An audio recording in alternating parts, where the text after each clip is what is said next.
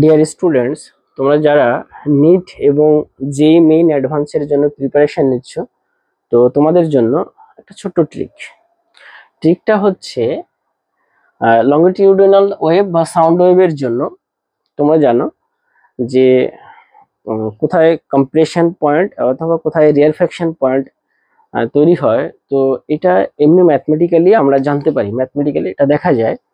But আমি তোমাদের mathematically বাদ দিয়ে মানে একটা জেনারেল প্রসেসে, মানে একটা ছোট্ট ট্রিকের মাধ্যমে, বাট এটা টেকনিক্যালি কিন্তু কারেক্ট অ্যাপ্রোচ নয়, বাট অ্যান্সার মিলে যাবে। মানে এখানে A point, B point, C point, D point, এই চারটে পয়েন্টের কোথায় কম্প্রেশন হচ্ছে এবং কোথায় রেয়ারফ্যাকশন পয়েন্ট হচ্ছে সেটা তোমরা কি করে জানবে বা কি করে দেখবে। তাহলে দেখো, শর্টকাট মেথড, মানে এটা হচ্ছে খুবই শর্টকাট এবং আসান তরিকা। তো দেখো ডিয়ার স্টুডেন্ট, এখানে দেখো, এখানে যে সামনের যে পার্টিকেল, মানে আগেবালি পার্টিকেল দেখো মাইনাসের দিকে যাচ্ছে, মানে আগেবালি পার্টিকেলটা দেখো মাইনাসের দিকে। আমি যদি এটাকে মূলবিন্দু ধরি তাহলে কোন দিকে যাচ্ছে? এদিকে যাচ্ছে, মাইনাসের দিকে যাচ্ছে। আর পিছেবালি পার্টিকেলটা দেখো প্লাসের দিকে যাচ্ছে। পিছেবালি পার্টিকেলটা হচ্ছে উপরে প্লাসের দিকে, তার মানে এদিকে যাচ্ছে। মানে পিছেবালি পার্টিকেলটা যেটা পেছনে আছে, ভালো করে দেখো, যে পার্টিকেলটা পেছনে আছে সেটা সামনের দিকে যাচ্ছে, মানে পজিটিভ অ্যাক্সিসের দিকে। আর যেটা সামনে আছে সেটা পিছনের দিকে, মানে এদিকে আসছে।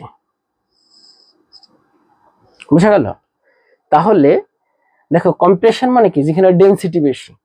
দেখো পিছনের পার্টিকেল সামনের দিকে যাচ্ছে আর সামনের পার্টিকেল পিছনের দিকে আসছে, তার মানে কি এই জায়গাতে কম্প্রেশন বেশি হবে, মানে এখানে ডেনসিটি বেড়ে যাবে। তাহলে শর্ট নোট এখানে লিখে রাখো যে সামনেওয়ালি পার্টিকেল যদি পেছনের দিকে এবং পেছনেওয়ালি পার্টিকেল যদি সামনের দিকে যায় তাহলে সেখানে কম্প্রেশন হবে, কারণ সেখানে ডেনসিটি বেড়ে যাবে। মনে করো এই সার্টেইন রেঞ্জে, ধরে নাও এই সার্টেইন রেঞ্জে এই সামনেওয়ালি পার্টিকেল এখানে আসছে আর পিছনেওয়ালি পার্টিকেল এই সামনের দিকে আসছে, তাহলে কি হবে? এই এই এরিয়ার মধ্যে ডেনসিটি বেড়ে যাবে, তার মানে ওখানে কম্প্রেশন হবে। ডিয়ার স্টুডেন্ট, আশা করি তোমরা বুঝতে পারছো। তাহলে এখানে লিখে নেবে যে সামনেওয়ালি পার্টিকেল যদি পেছনের দিকে আর পিছেওয়ালি পার্টিকেল যদি সামনের দিকে যায় তাহলে কি হবে? ওই পয়েন্টে কম্প্রেশন হবে। এবার এখানে দেখো, সামনেওয়ালি পার্টিকেল সামনের দিকে, দেখো এখানে আমি যদি এই পয়েন্টটাকে কনসিডার করি, সামনেওয়ালি পার্টিকেল কি সামনের দিকে আর পিছেওয়ালি পার্টিকেল দেখো পেছনের দিকে। তাহলে দেখো এখান থেকে এইদিকে চলেছে, এদিকে চলে যাচ্ছে, এখানে কিন্তু ডেনসিটি বাড়ছে না, তার মানে কি এখানে হালকা হয়ে যাবে, ডেনসিটি কমে যাবে, তার জন্য এটা রেয়ারফ্যাকশন। তাহলে এই পয়েন্ট হচ্ছে কম্প্রেশন, এটা হচ্ছে রেয়ারফ্যাকশন হবে। এবার এখানে দেখো, সামনেওয়ালি পার্টিকেল পেছনের দিকে আর পেছনেওয়ালি পার্টিকেল সামনের দিকে, মানে সামনেওয়ালি পার্টিকেলটা পেছনের দিকে আর পেছনেওয়ালি পার্টিকেলটা সামনের দিকে, তাহলে এখানে ডেনসিটি বেড়ে যাবে, তার মানে এটা কি হবে? কম্প্রেশন তৈরি করবে এখানে। ঠিক এখানে দেখো, সামনেওয়ালি পার্টিকেল সামনের দিকে, পিছেওয়ালি পার্টিকেল পিছের দিকে, তাহলে দুই দিকে চলে যাচ্ছে, কম্প্রেশন এখানে হবে না, এখানে রেয়ারফ্যাকশন হবে।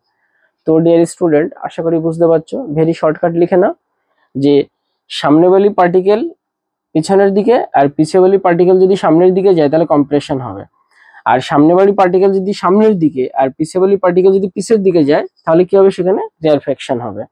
তো ডিয়ার স্টুডেন্ট, আজ এ পর্যন্ত। আশা করি তোমাদের এই শর্টকাট টেকনিক অবশ্যই ভালো লাগছে।